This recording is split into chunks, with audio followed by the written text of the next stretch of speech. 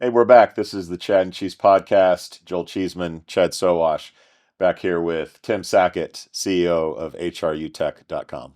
We're seeing platforms literally just pivot. I mean, platforms have been around for a while that have a nice sized portfolio. And we haven't seen this before. We've seen a lot of legacy systems literally just die. Taleo, Yeah. right? I Yeah. mean, big player, and the atrophy happens, right? That's what we're used to. We're used to that happening. Now we're seeing companies literally pivot. And we have not seen those big of pivots before. Is that going to be like a big part of the book? I don't, Understanding why the pivot happens? yeah, And like we all look at we take a look at monster career builder stories, which are the classic in our own space, yeah. but it's not just, it's every function, right? Oh, I mean, yeah. you can take a look at Waymo and Tesla and go, what's Ford doing? Like, are they going to be around? Will they be around 25 years from now? Who knows? Like you go, well, they've been around for hundreds of years. They're going to. Yeah. We already know that there's companies that are going to go away. Yeah. We see the big three in HCM with SAP, Oracle, Workday, and there's a couple of those that are like, hey, we have our moat built. We're fine. We're going to be great forever. And you're like, are you sure? Yeah. Because ServiceNow and Salesforce, or people are going, hey, wait a minute. We think we have better AI that is going to hook together. We're more open platform, blah, blah, blah. Yeah. I think there's some real danger for some of those. The people they sell to are higher powered people, the CROs, the CFOs, Yes. I mean, the CMOs Yep. in some cases. So, yeah. And there's also just computing power that only those big companies can deal with. So even if it's not a job board, right? It's not everyone can do this with a WordPress plugin. Like these are serious technologies. Yeah. So I'm curious, does this get consolidated? Do people go away? Will there be the next big players? I mean, we have unicorns in our space like Deal, Rippling, et cetera. Will it be a mix of all those? How do you see sort of the vendor space shaking out in, say, 5 to 7 years? I do think, we always see that because one thing we know is like if somebody's doing something that works, other people are going to do it. Like the classic one is Paradox in our space. Like over the last 5-8 years has like blown up. Yeah. And like when I talk to TA leaders that buy it, it's the one like the positive thing. They're like they actually said it would do this and it actually did this. Yeah. And like that becomes that's the whole marketing pitch. Well, like we actually are going to do what we said we were going to do. Yes. Because the vast majority of the tech in our space does not do that. It's vaporware. It's vaporware. Well, I don't know if it's vapor or it's a constant oversell, underdeliver It's model. a lot of salespeople promising, which is, and technology people going, no, it doesn't do that. Yeah, and you're like, we're 18 months in and we're still implementing? Like what? No. Yeah. Like I can't do this. Yeah. So, I mean, I guess in the book or just like in normal conversation, is that something that you're hitting a lot on? Because you're right. We're seeing vendors who literally are doing pretty damn well, right? You said Paradox and obviously some of the others. Would that be like a part of it? And do we really need like a mechanism in which to be able to have like due diligence happening in the public sphere?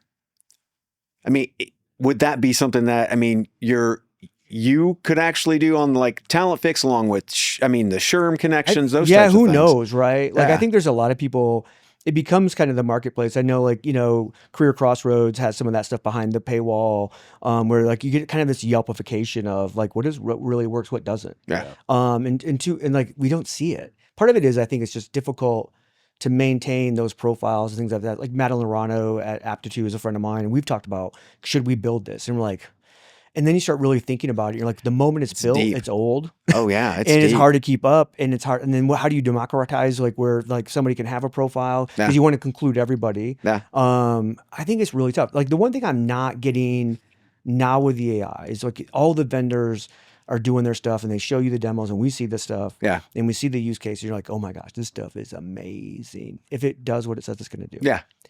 What we don't have any practitioners in our space going, hey, by the way, I flipped the switch on this one over here, and this is what it did. Uh-huh. And then this is how it changed how our process was. And this is like then here's what my person did, right? Yeah. And here's now what a recruiter's job is. Yeah. And like no one's sharing that stuff. And you're like, why? Is it because the AI stuff isn't ready for real time? Well, you talk about a disconnect. Do they think it's some kind of secret sauce, right? I don't know. You've talked before that like a solution will build something because their customers asked for it versus we think it's cool. And so I think you just sort of set the table for that. Why is there such a disconnect between vendors building what they think the consumer wants and really what the consumer wants? or Um, needs? yeah, being somebody who's a TA practitioner, what I can say is like, we believe that the buyer is way more sophisticated in what they are Yes. around the technology and all that Yes. stuff. And we give them too many options. And they're not like us, which are nerds in the space and go and take a look at hundreds of products and know the stuff. Yeah. They're heads down with their ass on fire trying to do the job. Uh-huh. And then all of a sudden someone goes, "Hey, you need AI," and they'll get sold something that promise that doesn't work, whatever. They don't Yeah. know how to do it. Who knows? And then it just gets lost. And so it's simply that we have a community of marketing people that believe that their buyers really well informed and smart. Mhm. And then when you get in the product side, that's Joel, that's really what you're talking about is like, Yeah. oh, we listen to our customers. Like, stop listening to your customers. Like, most of them have no idea what they actually want or need, Mhm. but you might be able to deliver something that changes their life because you thought about it differently. Right. And they're like, oh, well, if we could change this title of this column to this, and you're like, okay, here's our new feature. Like, what? Like, no, stop this. Yeah. Well, and do you see like the agentic side of the house actually kind of like helping their quote unquote bespoke process? Because everybody has a different process, even though they probably shouldn't. I mean, I get it from high volume to, the C-suite. Totally get that. Yeah. But at the end of the day, it's like you can still make them feel special Mhm. with their agent that does what they need them to do, but it's a standardized agent. I mean, do you think that kind of like helps with adoption and them feeling like they're, special? Because that's what it all comes down to. Yeah, it's the superpower we have as in recruiting, is right, is that we have this ability to make anyone feel special, Yeah. feel wanted, feel needed. Yeah. And Until they go in a black and yet hole. somehow, yeah, but then somehow we screw it up. Yes. When we have the one psychological thing everybody in the world wants, Uh-huh. and we screw it up. And so, like, if you're 100 people apply to a job in most companies, 3 to 5% of those people are going to get into the process. Mhm. So to me, the hope of agentic and AI in general is that I can now have 100% of the people be a part of the process.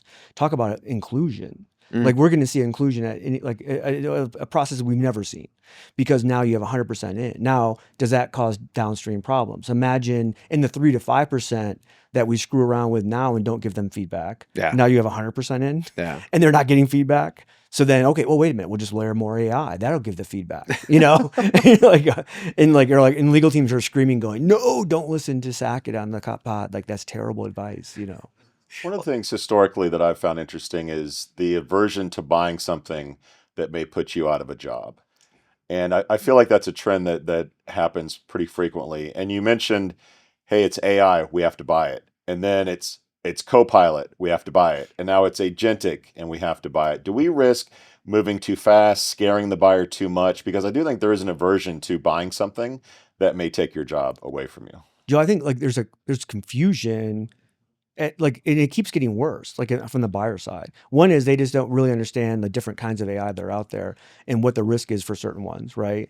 And what the risk isn't for other ones. And so they just kind of panic and go, no, all AI is risky. And you're like, well, not really, like not anymore. But there some for sure, right? And so you're like, where is that level of what you want to do?